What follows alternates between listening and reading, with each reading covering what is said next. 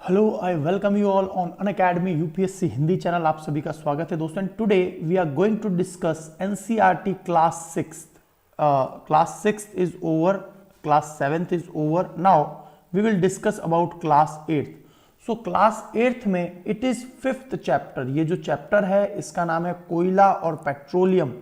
ये fifth chapter है और हमने अब तक सिक्स्थ का पूरा सेक्शन, सेवेंथ का पूरा सेक्शन कर लिया है। So let's continue with this slides.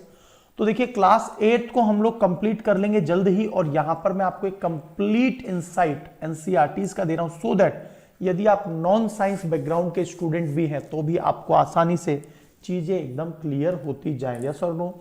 सो एक बार कंफर्म कर दीजिए ऑडियो वीडियो बिल्कुल क्लियर आ रही है, कोई दिक्कत तो नहीं है? ऑडियो वीडियो एकदम क्लियर आ रहा है या नहीं, कंफर्म कर दीजिए। राइट, तो हम लोग आगे बढ़ते हैं अब। चलिए, गुड मॉर्निंग गौरीराज जी, गुड मॉर्निंग। चलो, तो यहां पर जैसा मैं हमेशा आपको बताता हूं कि आपको अनअकैडमी लर्निंग ऐप पर मुझे फॉलो करना है रुद्र गौतम नाम से, and you will gain 10 PM पर आपको एक क्लास मिलेगी इंडियन इकोनॉमी से रिलेटेड।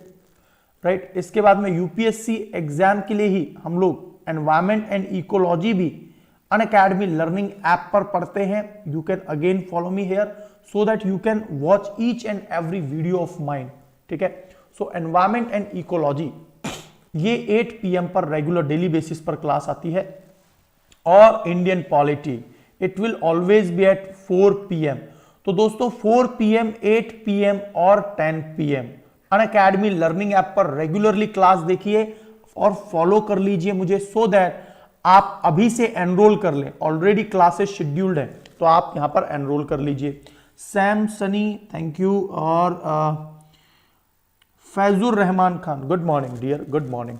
चलिए, तो बर्निंग टॉपिक का आज किसी कारण से टॉपिक नहीं हो पाया, लेकिन रेगुलर बेसिस पर 9 AM पर क्लास आएगी, तो आपको जरूर ये क्लासेस सुबह 9 बजे देखनी है। बहुत इंपॉर्टेंट क्लासेस होंगी आपके एग्जाम के प्रिपरेशन के लिए, और केवल 6 महीने बचे हैं। आपको एक सीरियस और जेन्युइन अटेम्प्ट देना है, चाहे वो 2021 का हो, 22 का हो या फिर 23 का हो। डेडिकेटेड बैचेस सभी कोर्सेज के लिए, बैच स्टडीज, साथ ही साथ में जितने भी फैकल्टीज हैं वो अपने कोर्सेज भी अनअकैडमी लर्निंग ऐप पर चलाते हैं, तो आप हम उन सभी को देख सकते हैं। राइट, तो यहां पर आप अनअकैडमी के डेडिकेटेड बैचेस, अभी 28 दिसंबर से नए बैचेस स्टार्ट हुए और आप इनमें एनरोल कर सकते हैं। 2021 के प्रीलिम्स के बैचेस हैं, यूपीएससी सीएससी के बैचेस हैं, तो ये मिशन में आप एनरोल कर सकते हैं। टॉप नॉस्ट एजुकेटर्स आपको कंप्लीट प्रिपरेशन करवाते हैं। यस बिल्कुल, जब मैंने 9 AM पर क्लास लेना चाहा उस समय थोड़ा नेटवर्क का इश्यू आ रहा था, इसलिए क्लास संभव नहीं हो पाई, लेकिन ऐसा हर बार नहीं होगा। Tomorrow we will definitely take this class 9 AM पर। ठीक है, बिल्कुल 9 AM पर क्लास लेंगे, और प्रीलिम्स कम मेंस के इंटीग्रेटेड कंप्लीट बैच कोर्सेज जो हैं वो हिंदी और इंग्लिश दोनों के लिए, जीएस के लिए भी डेडिकेटेड और प्रीलिम्स बेस्ड। तो देखिए प्रीलिम्स के डेडिकेटेड बैचेस आर अवेलेबल। केवल 3 घंटे आपको पढ़ना है, 3 आवर्स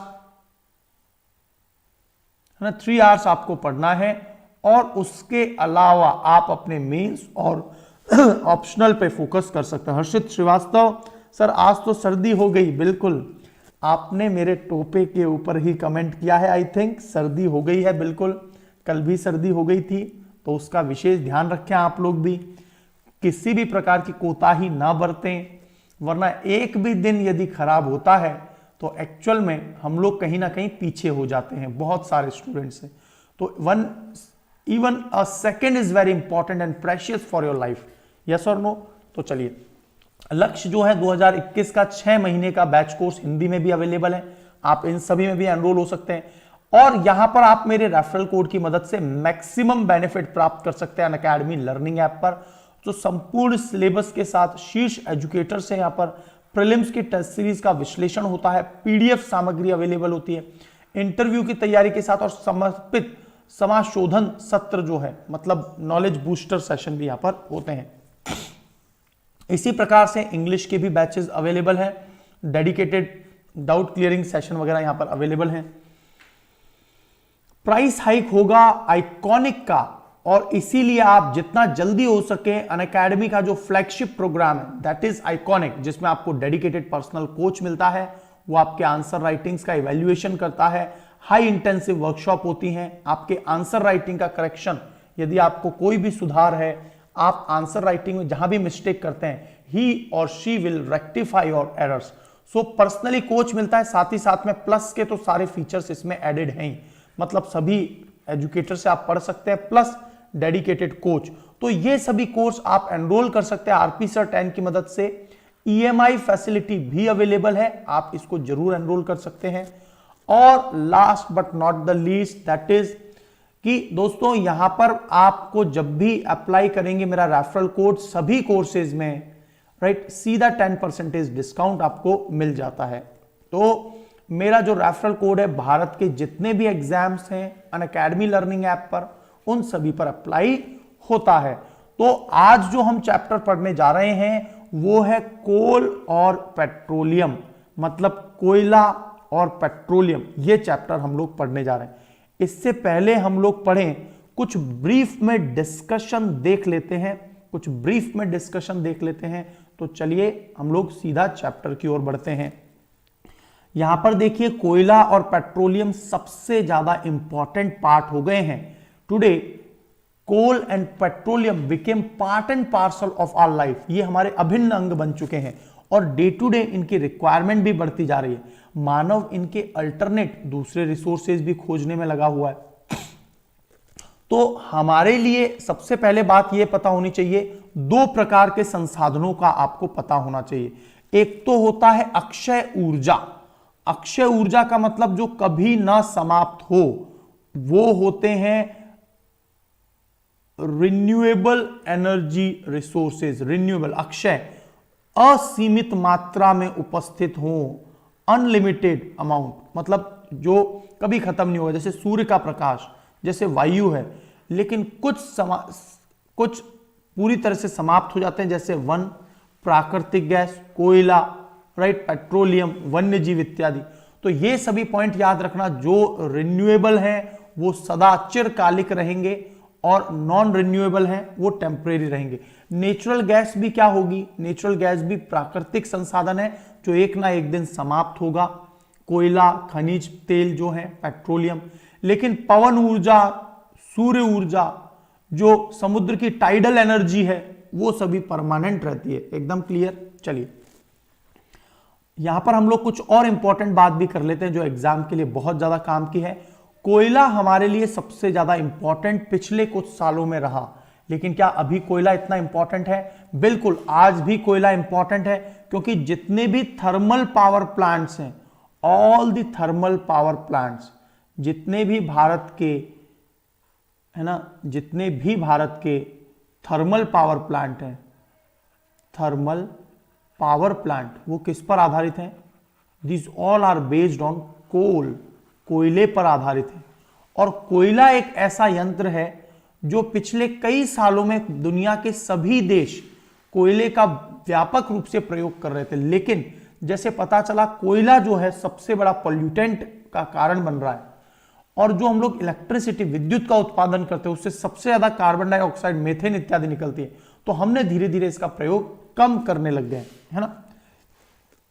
तो कोयला जो है, ये कोयले के बारे में आपको यह बात पता होनी चाहिए कि लगभग 300 मिलियन वर्ष पूर्व पृथ्वी के नीचे जलीय क्षेत्र में जो वन थे, मतलब जो जहां पर समुद्र था उसके आसपास जहां वन थे, विशेषकर गल्फ कंट्रियों में, तो वहां पर क्या होता है, एक पृथ्वी की हलचल के कारण वो सभी पेड़ पौधे मृदा में दब जाते हैं, और उसके कारण क्या होता है, उच्च ताप और उच्च दाब के कारण पृथ्वी के भीतर ये पेड़ पौधे जो है, मृत पेड़ पौधे, ये उच्च ताप और उच्च दाब के कारण समय के साथ में कोयले में, कोल में तब्दील हो गए, और इसी को बोलते हैं है ना, कार्बोनाइजेशन। इसे क्या बोलते हैं इंग्लिश में? Carbonisation, right, carbonisation. तो इसे ही हम लोग कार्बोनाइजेशन कहते हैं। और समय के साथ में क्या हुआ, जीवाश्म ईंधन भी इसे कहते हैं, क्योंकि ये जीवाश्म का मतलब क्या है, फॉसिल फ्यूल, इंग्लिश में क्या बोलेंगे, फॉसिल फ्यूल, तो जीवाश्म ईंधन है ना, जीवाश्म ईंधन इन्हें कहते हैं। अब इसी प्रकार से यदि पेट्रोलियम की बात करें तो पेट्रोलियम जो है वो मृत जीव जंतु के कारण आया, मृत जीव जंतु के कारण जो बना वो पेट्रोलियम बना। पेड़ पौधों के कारण कौन बना है, पेड़ पौधे, फ्लोरा जगत के कारण क्या बना है, पेड़ पौधों के कारण बना कोल, और मृत जीव जंतुओं के कारण बना जो पेट्रोलियम है, पेट्रोलियम। बहुत इंपॉर्टेंट बात हो गई है ना ये वाली बात, फॉसिल फ्यूल एकदम क्लियर, इन्हें जीवाश्म ईंधन कहते हैं।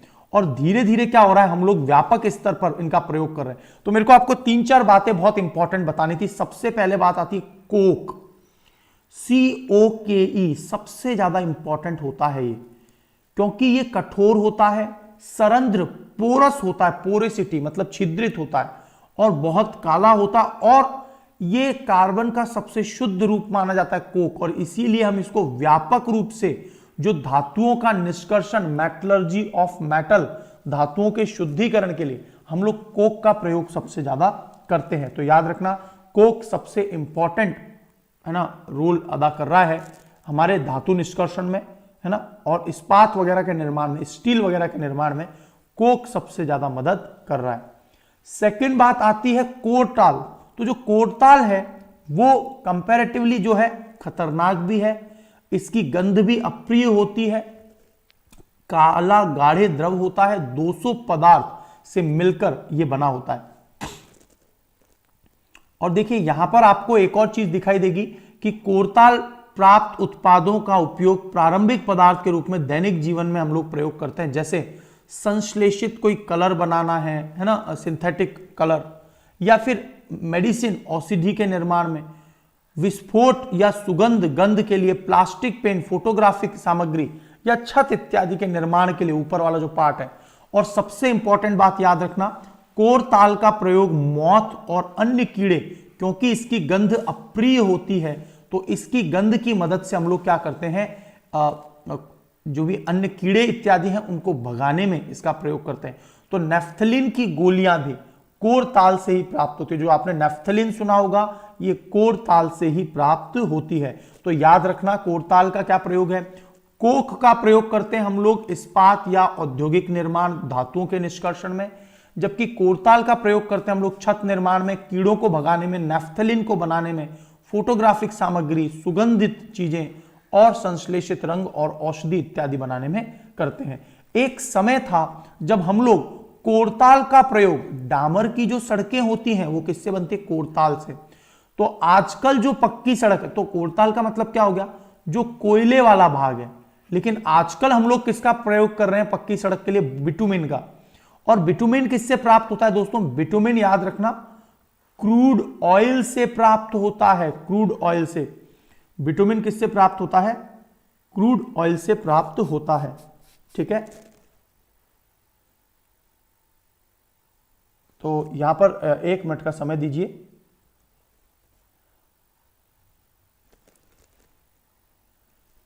एक मिनट का समय दीजिए।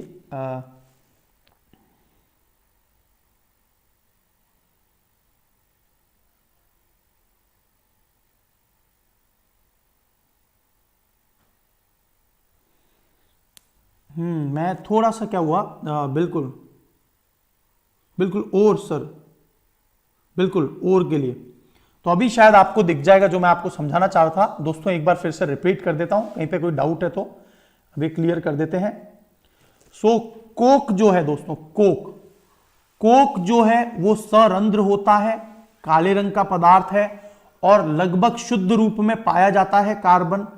और इसका प्रयोग चूंकि शुद्धित रूप है, बहुत ज्यादा एनर्जी होती है, इसीलिए धातुओं के निष्कर्षण में, गुड मॉर्निंग प्रभात कुमार, रणवीर कुमार यादव, प्रियंका जांगड़ा, तो औद्योगिक निर्माण और धातुओं के निष्कर्षण में कोक का प्रयोग किया जाता है। शायद अब मेरे को बात समझ में आ गई कि मैं ओके सो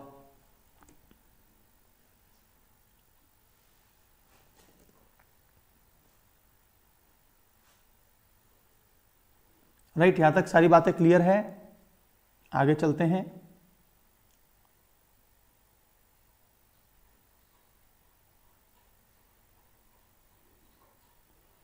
आज हो क्या रहा है मैं आपको बताता हूं। एक्चुअल में मैंने कंट्रोल जो की है वो शॉर्टकट कीज बनाई हुई है, और कंट्रोल जेड जब मैं करता हूं रिमूव करने के लिए, ये जैसे मैंने कुछ लिखा है तो इसलिए कंट्रोल दबाते ही वो दूसरी स्लाइड आ जाती है। तो उड़ान,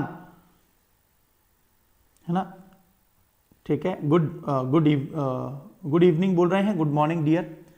सो कोक जो है उसका आपको बेसिकली पता चल गया होगा। कोक का उपयोग हम लोग औद्योगिक निर्माण में कर रहे हैं। कोरताल जो है एक गाढ़े काले रंग का पदार्थ है। 200 पदार्थों का अलग अलग प्रकार से मिश्रण होता है। ये खतरनाक पंजेंट इसमें स्मेल होती है, मतलब अच्छी स्मेल नहीं होती है, एक बदबूदार पदार्थ है कोरताल। और इसका प्रयोग हम लोग अलग अलग प्रकार के संश्लेषित रंग, औषधि, विस्फोट, सुगंध, प्लास्टिक पेंट बनाने, फोटोग्राफिक सामग्री बनाने या फिर छत इत्यादि के निर्माण के लिए हम लोग इसका प्रयोग करते हैं। और जो मॉथ होता है, मॉथ या अन्य कीड़े, उनको भगाने के लिए जो नेफ्थलीन बनाया जाता है, राइट, नेफ्थलीन का प्रयोग भी हम लोग जो गोलियां बनाते हैं वो कोरताल से ही प्राप्त होती हैं। तो कोरताल जो है इसका अलग अलग जगह प्रयोग है। एक समय पर हम लोग डामर की जो सड़कें भी कोरताल से बनाया करते थे, लेकिन आज की तारीख में हम लोग किसका प्रयोग कर रहे हैं? आज की तारीख में हम लोग बिटुमेन का प्रयोग कर रहे हैं। कोरताल किससे मिल रहा है भाई? कोयले से, है ना। कोरताल किससे मिल रहा है? कोयले से मिल रहा है ना।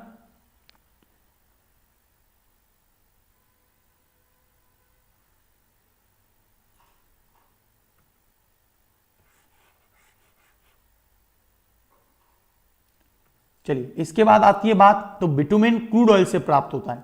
अगला पॉइंट आता है कोल गैस। तो दोस्तों कोल गैस क्या है? कोल गैस का प्रयोग, पहले तो मैं बता दूं आपको कोयला गैस होता क्या है। कोयला गैस, कोयला गैस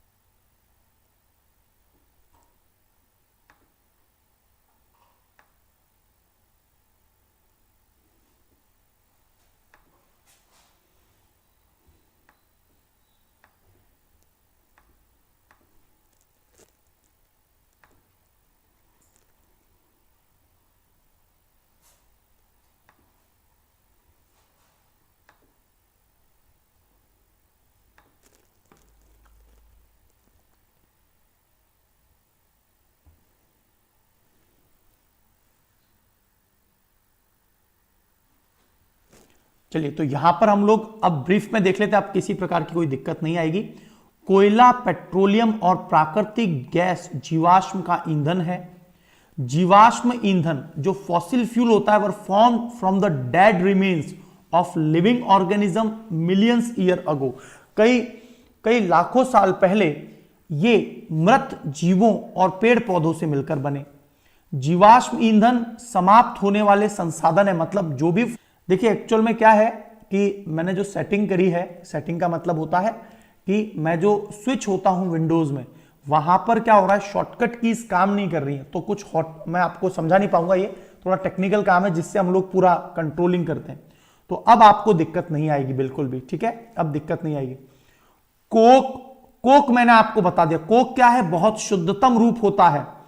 कोलटार क्या होता है? कोलटार होता है जिसका प्रयोग हम लोग जो है जितने भी मेडिसिन वगैरह हैं, या फिर हम लोग गैस है, कोल गैस पर हम लोग बात कर लेते हैं। सबसे पहले आपको पता होना चाहिए कि वायु अंगार गैस क्या होता है।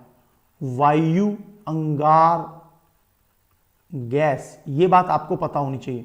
तो आपने देखा होगा कि जो लोहे इत्यादि पर काम करते हैं वो क्या करते हैं, कोयले की जो भाप है उसके ऊपर तेजी से हवा प्रवाहित करते हैं।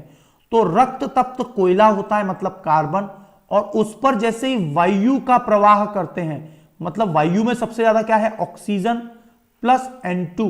तो इससे क्या बनता है दोस्तों? इससे बनता है CO प्लस N2। तो याद रखना CO प्लस N2 को क्या कहते हैं, वायु अंगार गैस। बहुत इंपॉर्टेंट है, और जो भी धातु के निष्कर्षण वगैरह के लिए हम लोग वायु अंगार गैस का प्रयोग करते हैं। ठीक है, वायु अंगार गैस का प्रयोग करते हैं। तो याद रखना, सबसे पहली बात आई वायु अंगार गैस कौन सा है भाई, क्या बताएंगे आप एग्जाम्पल, CO प्लस N2 ये, और इसका प्रयोग हम लोग धातुओं के निष्कर्षण में करते हैं। लेकिन जब भी कभी है ना कार्बन मोनोऑक्साइड प्लस नाइट्रोजन, ठीक है।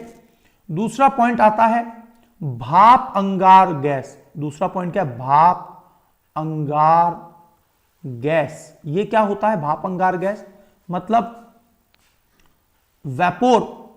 वेपोर जो गैस है, तो यहां पर कार्बन और इसके ऊपर भाप प्रवाहित की जाती है H2O, भाप का मतलब जल, तो क्या प्राप्त होगा CO प्लस H2। तो याद रखना ये भाप अंगार गैस है।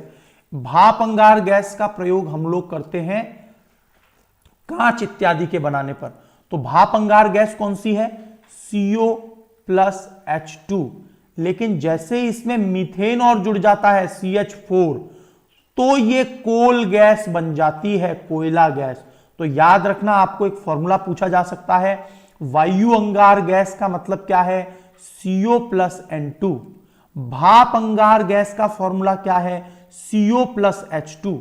और भाप अंगार गैस में यदि मीथेन मिल जाए, CO प्लस H, कोयला गैस, कोयला गैस। एकदम क्लियर, ये कोयला गैस है। ठीक है, तो कोल गैस का प्रयोग हम लोग अलग अलग स्तरों पे कोल गैस का प्रयोग हम लोग करते हैं। तो कोल गैस का प्रयोग हम लोग क्या है, कोयले के प्रक्रम इत्यादि में, है ना। तो ये सभी जो है अलग अलग तरह से उत्पाद के तौर पे काम करते हैं। एकदम क्लियर। चलिए, और इसके अलावा जो पेट्रोलियम है दोस्तों, पेट्रोलियम का क्या काम है वो भी बता देता हूं। पेट्रोलियम का क्या काम है, पेट्रोलियम में गैस, पेट्रोलियम गैस आपको पता ही है LPG, right, liquefied petroleum gas. एक होता है CNG। दोनों ही गैसेस क्या होती हैं, विशेषता है इन दोनों की। LPG और CNG दोनों में क्या विशेषता है कि जब भी ये जलती हैं तो कभी भी कोई स्मोक, धुआं उत्पन्न नहीं करती हैं। और इसीलिए हम लोग CNG और LPG को घरों में प्रयोग करते हैं, क्योंकि हमारे घर में जो भी खाना बनाएगा उसको जिस प्रकार चूल्हे में अलग प्रकार का धुआं निकलता है, वो हमारे लंग्स को दिक्कत नहीं करेगा। तो LPG और CNG, कंप्रेस्ड नेचुरल गैस। तो देखिए कंप्रेस्ड नेचुरल गैस क्या होती है, जिसमें मीथेन पाया जाता है CH4, और CNG के अंदर कितना CH4 पाया जाता है दोस्तों, 85% मीथेन पाया जाता है।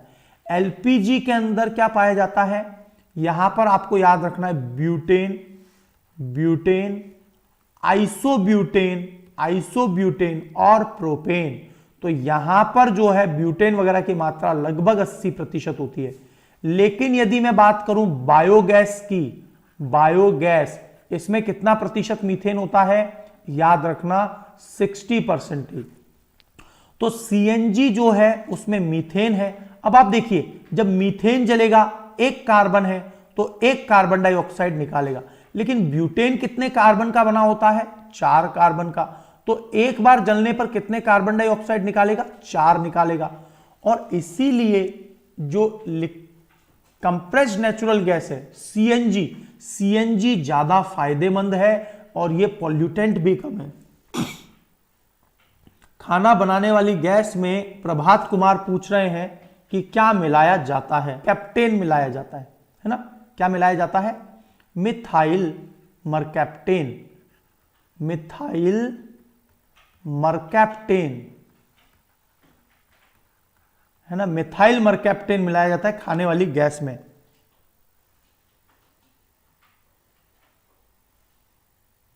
ठीक है, मिथाइल मरकैप्टेन। और एक्चुअल में इसमें क्या पाया, जैसी गंध, तो बिल्कुल थोड़ा सा भी लीकेज होता है तो हमें पता चल जाता है कि इसमें कौन सी दिक्कत है। ठीक है, चलिए, और देखिए यहां पर कोयला और पेट्रोलियम के संसाधन है, इनको न्यायोचित तरीके से प्रयोग करना चाहिए, जुडिशियसली, क्योंकि एक समय पर ये खत्म होंगे। अब बात आ रही है क्रूड ऑयल की, क्रूड ऑयल। और दोस्तों जो क्रूड ऑयल होता है क्रूड ऑयल, स्मेल से, बिल्कुल। तो जो क्रूड ऑयल है इसमें प्रभाजी आसवन जिसे इंग्लिश में बोलते हैं फ्रैक्शनल डिस्टिलेशन का प्रयोग किया जाता है, और इसकी मदद से अलग अलग प्रकार के एलपीजी, पेट्रोल, मिट्टी का तेल मतलब केरोसिन जो जिसको बैन कर दिया गया, डीजल, स्नेह, हम लोग पेट्रोल की क्षमता किससे मापते हैं? ऑक्टेन नंबर से। डीजल की क्षमता हम किससे नापते हैं? C10 नंबर से। C10 कार्बन के 10 अणु, ऑक्टेन का मतलब 8 अणु। और देखिए इनको अलग किस प्रकार, पेट्रोलियम गैस उसमें 4 कार्बन है, और 4 कार्बन वाला ब्यूटेन, प्रोपेन 3 कार्बन वाला, मिट्टी का तेल और पेट्रोल कितने कार्बन का है? लगभग 8 कार्बन का। डीजल क्या है? 10 कार्बन का। और जैसे जैसे आगे जाते हैं ब्यूटेन का प्रयोग हम कोलतार का, आजकल हम लोग बिटुमेन का प्रयोग करें। कोलतार किससे प्राप्त होता था? कोयले से।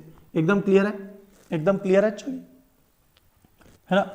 तो यहां पर स्नेहक लुब्रिकेंट के रूप में, है ना, हम लोग स्नेहक का प्रयोग करते हैं। लुब्रिकेंट के रूप में स्नेहक का प्रयोग हम लोग करते हैं। एकदम क्लियर। चलिए अब कुछ प्रश्नों की बात कर लेते हैं, एग्जाम में जिस प्रकार के प्रश्न आते हैं उस पर बात कर लेते हैं। तो देखिए, कंप्रेस्ड नेचुरल गैस और एलपीजी, लिक्विफाइड पेट्रोलियम गैस, तो ईंधन के रूप में इसका प्रयोग क्यों किया जाता है इन दोनों का? क्योंकि सबसे पहला तो ये धुआं नहीं देते हैं और कार्बन डाइऑक्साइड कंपैरेटिवली कम निकालते हैं। तो धुआं नहीं देते हैं तो हमारी हेल्थ पर कोई इंपैक्ट नहीं आता। कार्बन डाइऑक्साइड कम निकालते हैं तो पॉल्यूशन, डिग्रेडेशन बिल्कुल नहीं होता। इनके अंदर जो हीट एनर्जी है, मतलब जो ऊष्मा है, वो भी प्रबल ऊष्मा है, और अपने आप में इन्हें कहा जाता है सकता है कि ये शुद्ध, एक प्रकार के शुद्ध सिस्टम है ना। तो इसीलिए प्यूरिफाइड है, ज्यादा पॉल्यूटेंट नहीं है, इसलिए सीएनजी एलपीजी को प्रयोग किया जाता है। सीएनजी एलपीजी से ज्यादा अच्छी क्यों है भाई? सीएनजी में मैंने आपको बता दिया मीथेन है, मीथेन में ज्यादा क्षमता है, पावर ज्यादा है, ठीक है, मतलब ज्यादा एनर्जी ये बना सकता है। लेकिन एलपीजी जो है, एलपीजी में पाया जाता है ब्यूटेन, इसमें 4 कार्बन है, और जब 4 कार्बन है ब्यूटेन, जब इसमें 4 कार्बन है तो ये ज्यादा कार्बन डाइऑक्साइड निकालता है।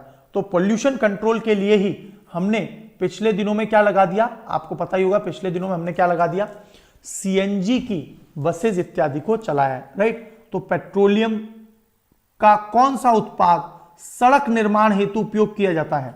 तो आजकल ब्यूटेन, है ना, सॉरी बिटुमेन का प्रयोग किया जाता है, और बिटुमेन बहुत ही अच्छा पदार्थ माना जाता है, बिटुमेन, है ना। बिटुमेन के अलावा एस्फाल्ट का प्रयोग भी करते हैं, ध्यान रखना, बिटुमेन का प्रयोग भी आजकल रोड बनाने में करते हैं और एस्फाल्ट का प्रयोग भी करते हैं। लेकिन कुछ मामलों में एस्फाल्ट अच्छा है, कुछ मामलों में बिटुमेन अच्छा है। बिटुमेन के जो रोड्स होते हैं वो ज्यादा टॉलरेंट हैं, मतलब सहिष्णु हैं, कोल्ड वेदर के अंदर भी आसानी से यूज किया जा सकता है, चटकते नहीं हैं। और जो पैच वर्क होता है एंड रिपेयर वर्क, क्योंकि ये थोड़ा सा लिक्विड तरल पदार्थ होता है, तो बिटुमेन ज्यादा पावरफुल है जब रिपेयर वर्क, पैच वर्क वगैरह करते हैं। और जब सीलिंग, कोई भी क्रैक हो गया तो आसानी से सील किया जा सकता है। लेकिन पहले जो हम लोग प्रयोग करते थे कोलतार से ये ज्यादा एडवांस है। कौन सा? बिटुमेन। तो बिटुमेन जो है वो ज्यादा एडवांस है, ठीक है। चलिए अब अगला प्रश्न आ रहा है, वर्णन कीजिए मृत वनस्पति से कोयला किस प्रकार बनता है, प्रक्रम क्या है? तो आज से कई सालों पहले, राइट, लगभग 300 million years ago, 300 million years ago, यहां पर आपने देखा होगा कि जो दलदली इलाके थे वहां पर जो पेड़ पौधे थे वो भूगर्भिक हलचलों की वजह से नीचे दब गए, और नीचे टेम्परेचर, उच्च ताप और दाब की वजह से जो पेड़ पौधे हैं वो कोयले के रूप में बन गए। तो क्या हम इन्हें लैब में बना सकते हैं? बिल्कुल नहीं, क्योंकि ये कोयला जो है कई लाखों साल का प्रक्रम है और तब जाके कोयला बनता है, ठीक है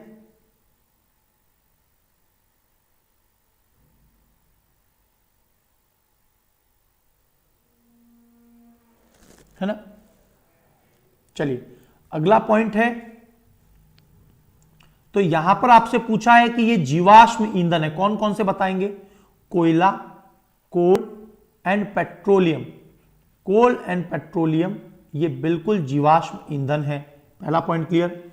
दूसरा, पेट्रोलियम के जो विभिन्न संगठक हैं उनको पृथक करने का जो प्रक्रम है वो क्या कहलाता है? परिष्करण। परिष्करण को इंग्लिश में बोलते हैं रिफाइनिंग। और जो रिफाइनिंग है, रिफाइनरीज, जैसे पूरी दुनिया की सबसे बड़ी रिफाइनरी कौन सी है?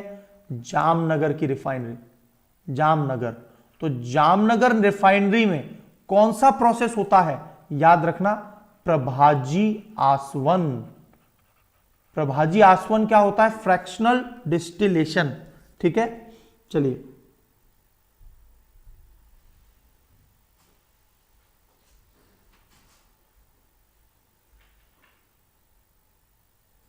बिल्कुल ठीक है, बिल्कुल सही बोल रहे हैं आप। चलो, वाहन के लिए सबसे कम प्रदूषक ईंधन कौन सा है? सीएनजी। और वैसे पूछा जाए तो मीथेन। तो याद रखना, यदि आपको बोला जाए प्रकृति में सबसे अच्छा ईंधन क्या कहलाएगा, तब तो आपको आंसर देना है हाइड्रोजन, क्योंकि जब ये गर्म भी होता है तो वो वायु क्या देता है? जलवाष्प देता है। लेकिन यदि आपसे पूछा जाए सबसे शुद्ध, सबसे अच्छा कार्बनिक पदार्थ कौन सा है जो एक ईंधन के तौर पे काम करे, तो याद रखना मीथेन। मीथेन में भी सीएनजी, क्योंकि मीथेन सबसे ज्यादा सीएनजी में पाया जाता है, राइट? ठीक है, ये बात आपको याद रखनी। गुड। चलो, अगला पॉइंट आ रहा है।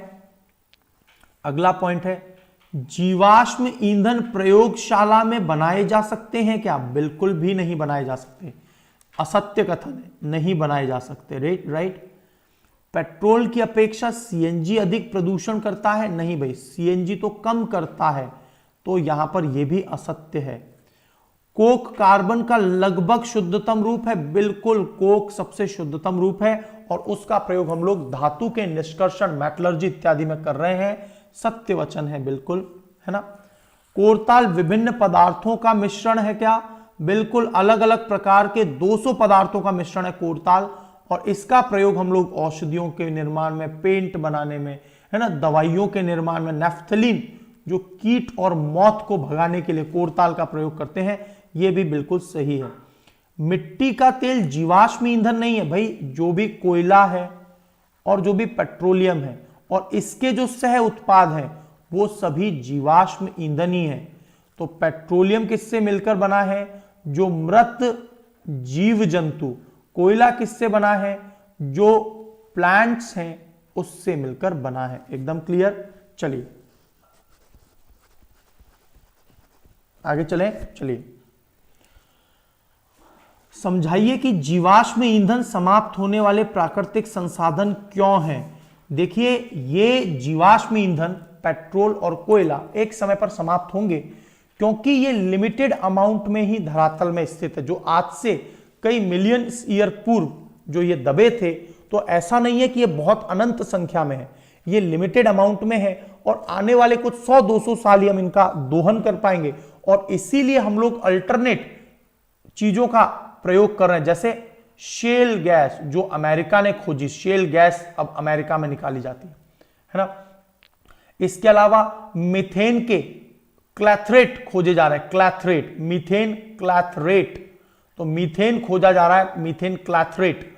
और इसका भारत भी रिसर्च कर रहा है। दुनिया के सभी देश अलग अलग प्रकार के संसाधनों पर जाना चाहते हैं क्योंकि एक ना एक समय पर ये बिल्कुल महामना आ गए हैं क्योंकि ये सीमित है। तो बताइए महामना किसे कहा जाता था?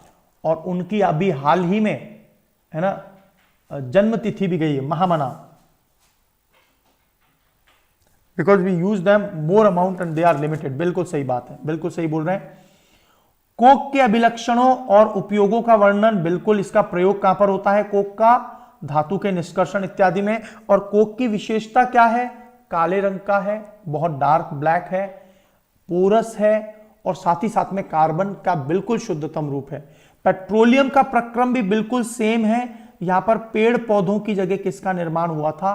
पेड़ पौधों की जगह यहां पर जीव जंतु दब गए थे और उच्च ताप और दाब के कारण पेट्रोलियम का निर्माण हुआ था। एकदम क्लियर है ना। चलिए तो these all are the advantages of bitumen. और देखिए कुछ इंपॉर्टेंट पॉइंट्स आपको और पता होने चाहिए। मैंने आपको बताया है कि प्रभाजी आसवन फ्रैक्शनल डिस्टिलेशन की मदद से अलग अलग टेम्परेचर पर air turbine fuel, right, petrol, diesel, paraffin, bitumen इत्यादि प्राप्त होते हैं। पेट्रोकेमिकल्स की मदद से ही, जो प्रीवियस लेक्चर था, जितने भी रेशे हैं, अपमार्जक डिटर्जेंट हैं, पॉलिएस्टर, नायलॉन, एक्रिलिक इत्यादि का निर्माण भी किससे होता है? पेट्रोलियम प्रोडक्ट से।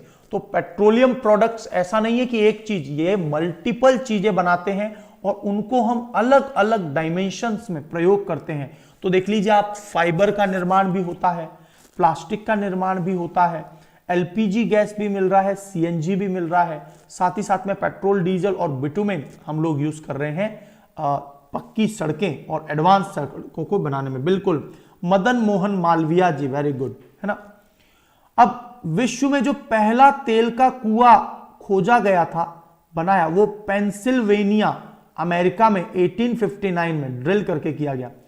और उसके बाद 8 वर्ष बाद 1867 में असम के माकुम नाम की जगह पर सबसे पहले तेल का पता चला। और आज की तारीख में भारत में असम, गुजरात, बॉम्बे हाई, गोदावरी, कृष्णा नदी बेसिन में, आपको पता होगा आजकल केजी बेसिन में सबसे ज्यादा संभावनाएं हैं पेट्रोलियम की। इसीलिए रिलायंस, बीपीसीएल, एचपीसीएल, ओएनजीसी सभी वहां पर एक्सप्लोरेशन के लिए पहुंच गई।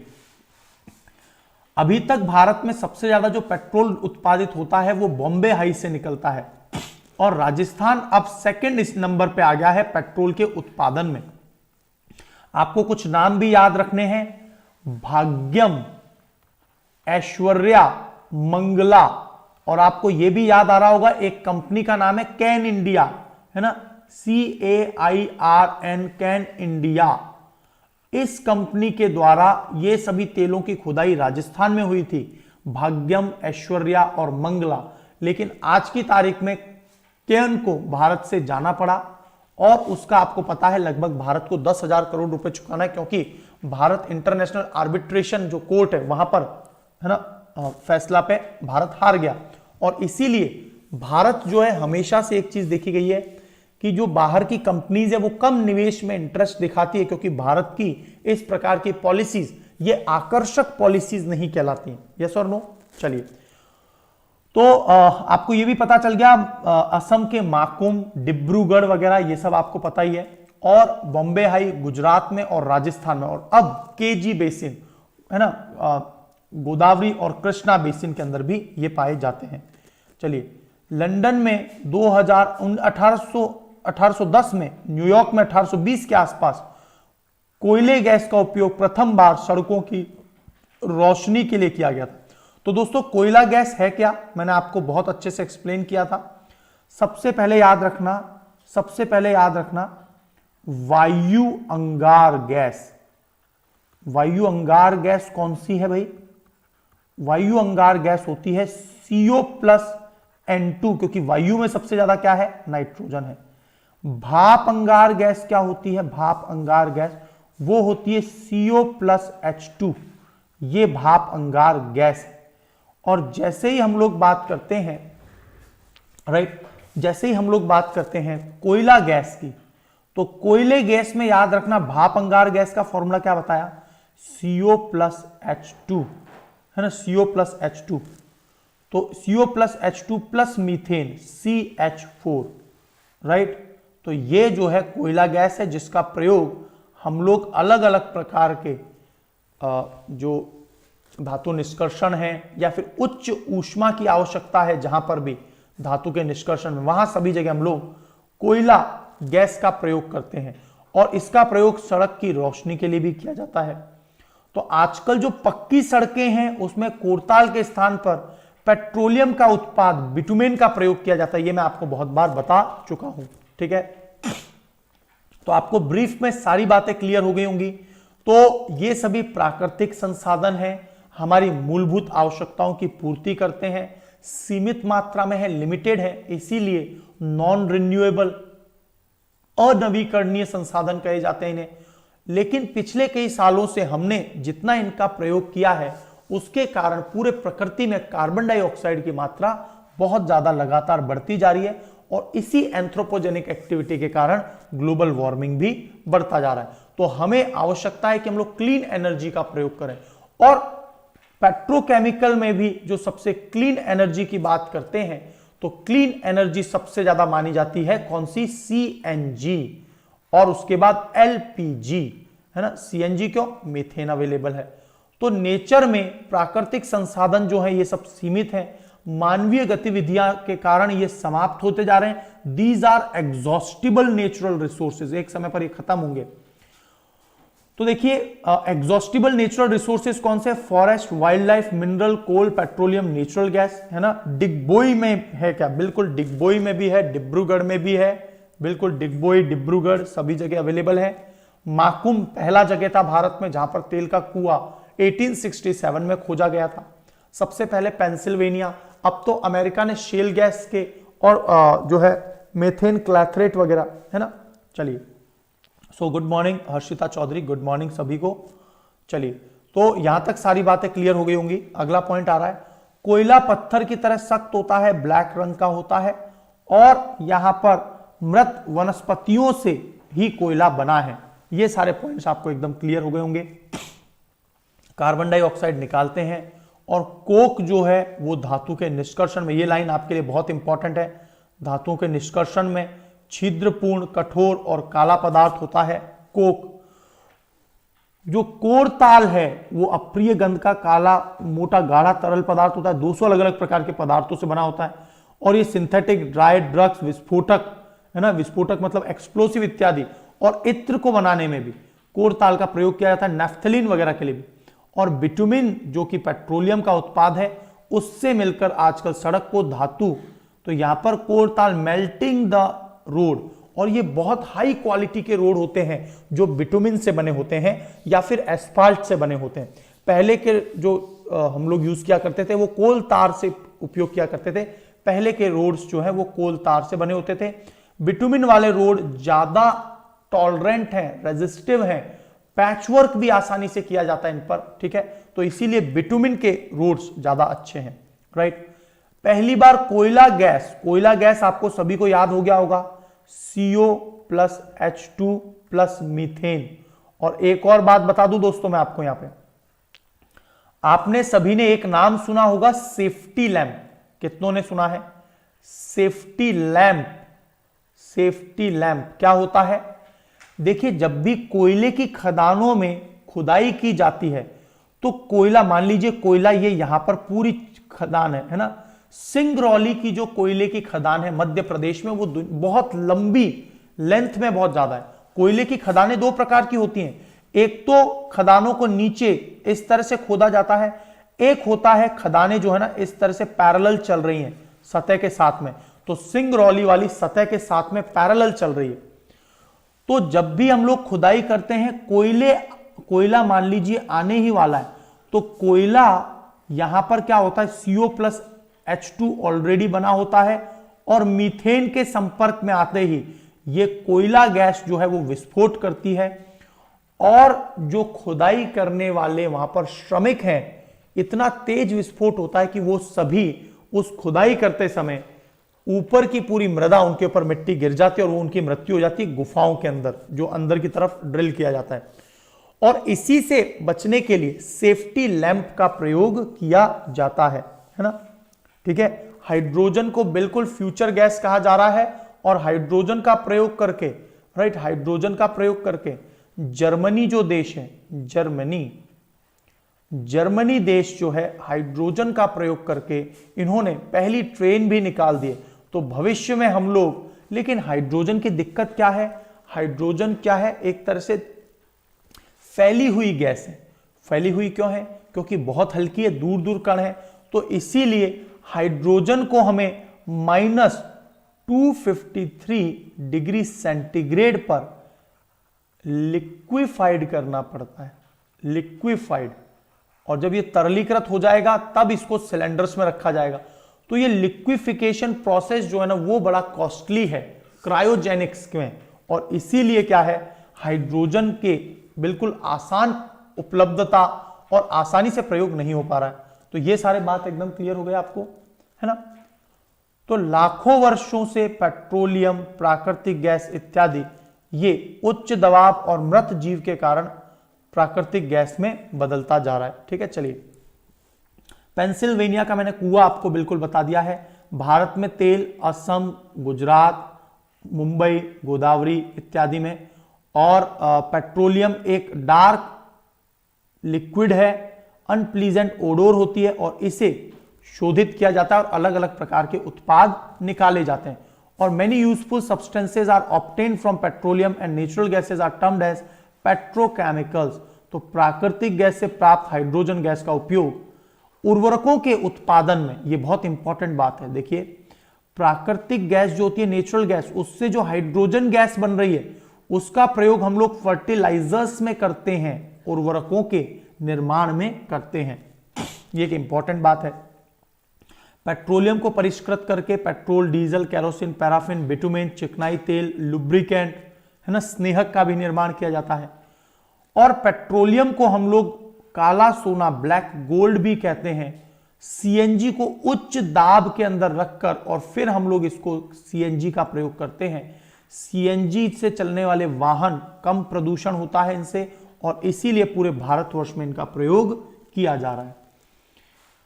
उर्वरकों के निर्माण में, मैन्युफैक्चरिंग में इत्यादि में हम लोग प्राकृतिक गैसों का बहुत बड़ी मात्रा में प्रयोग कर रहे हैं। कोक का प्रयोग कर रहे हैं, साथ ही साथ इलेक्ट्रिसिटी में हम लोग कोयले का सबसे ज्यादा प्रयोग हो रहा है वर्तमान में बिजली के उत्पादन में। यह बात आपको जरूर याद रखनी है। भारत में जो प्राकृतिक गैस है वो त्रिपुरा, राजस्थान, महाराष्ट्र, कृष्णा गोदावरी, असम नहीं दिया, असम भी, ठीक है। कोयला, पेट्रोलियम जीवाश्म ईंधन है, फॉसिल फ्यूल है, पता ही आपको। कोयला और पेट्रोलियम जलाना वायु प्रदूषण का एक प्रमुख कारण के रूप में उभरा है, और इसीलिए हमें इन संसाधनों को जो दोहन करना है वो जुडिशियसली करना है, समझदारी पूर्वक करना है ना, तभी हमारा फ्यूचर भी अच्छा होगा। और साथ ही साथ में हमको इसके अल्टरनेट रिसोर्सेस को सर्च करना चाहिए। तो दोस्तों बर्निंग टॉपिक जो है 9 AM से रेगुलरली मेरी क्लास आएगी। This chapter is finished of petroleum and coal, और उससे रिलेटेड सारे एमसीक्यूज भी हमने देख लिए। दोस्तों अनअकैडमी कॉम्बैट जो एग्जाम है वो अब 3 जनवरी को है, और आप सभी लोग अभी का भी अनअकैडमी लर्निंग ऐप पर जाकर आरपी सर 10 रेफरल कोड का यूज करके आप अनअकैडमी कॉम्बैट में एनरोल कर लीजिए। राइट, अभी का भी जाइए और एनरोल कर लीजिए अनअकैडमी के कॉम्बैट पर। ठीक है, 3 जनवरी को एग्जाम है। मैं उम्मीद करूंगा आप सभी लोग मैक्सिमम पार्टिसिपेशन करेंगे और बहुत अच्छा रिजल्ट देंगे। दोस्तों केवल 6 महीने बचे हैं अब एग्जाम को। You have to prepare seriously, और जब भी कभी आप अनअकैडमी लर्निंग ऐप पे कोर्सेज लेते हैं आपकी एक प्रिपरेशन नेक्स्ट लेवल पर चली जाती है। तो आप लोग जो हैं जब भी कभी अनअकैडमी में कोर्सेज लें, 27 June is the date, use this referral code and get the maximum benefit. This is my promise कि आपको maximum benefit by my referral code ये प्रोवाइड होगा। मेंटरशिप गाइडेंस मैं भी अपनी संपूर्ण, क्योंकि कई बार क्या होता है फैकल्टीज के पास समय नहीं होता, मैं डेडिकेटेड तरीके से सभी स्टूडेंट से भी बात करता रहता हूं। तो अब तक कुछ 20, 25, 30 लोगों ने लगभग रेफरल कोड से यूज किया है मेरा रेफरल कोड, और उसके कारण क्या है उन सभी को ये बेनिफिट प्राप्त हो रहा है कि वो मुझसे पर्सनली गाइडेंस ले पाते हैं। राइट, और साथ ही साथ में आप मुझे पर्सनली अनअकैडमी लर्निंग ऐप पर भी मैसेज कर सकते हैं। तो फॉलो कर लीजिए मुझे अनअकैडमी लर्निंग ऐप पर। अलग अलग प्रकार के कोर्सेज बैचेस 28 दिसंबर से स्टार्ट हुए हैं जो प्रीलिम्स फोकस्ड हैं। केवल 3 घंटे पढ़िए आप, और प्रीलिम्स जरूर आपका 2021 का निकल जाएगा। साथ में आपको मेंस और ऑप्शनल से रिलेटेड भी कोर्सेज, तो 1 टाइम फी पे करने के बाद में आप इन सभी कोर्सेज में एनरोल हो सकते हैं। Maximum benefit you can get by this referral code. तो 6 महीने बचे हैं। यदि आप इवन 21, 22 में भी तैयारी कर रहे हैं, 23 की भी तैयारी कर रहे हैं, डेडिकेटेड हिंदी के batches are available, dedicated English के बैचेस अवेलेबल हैं, तो आप सभी को प्रॉपरली एक्सेस कर सकते हैं। और आइकॉनिक सब्सक्रिप्शन में आपको डेडिकेटेड पर्सनल कोच आपके आंसर राइटिंग की प्रिपरेशन करवाता है। तो यहां पर आपको with my referral code you will gain always maximum benefit. तो आप मुझे नीचे दिए गए लिंक में फॉलो कर लीजिए अनअकैडमी लर्निंग ऐप पर। अनअकैडमी लर्निंग ऐप पर अभी का भी जाइए, नीचे एक लिंक दिया हुआ है, मुझे फॉलो कर लीजिए और जब भी यूज करें आरपी सर 10 यूज करेंगे आपको अधिकतम बेनिफिट प्राप्त होगा। तो एक बार आप मुझे पर्सनली भी संपर्क कर सकते हैं, अनअकैडमी लर्निंग ऐप पर मैसेज करने की सुविधा भी होती है। So I stop here today, आज का क्लास यहीं समाप्त करते हैं। Tomorrow we will meet at the same time और 9 AM पर with the burning issues. So thank you so much, God bless you all.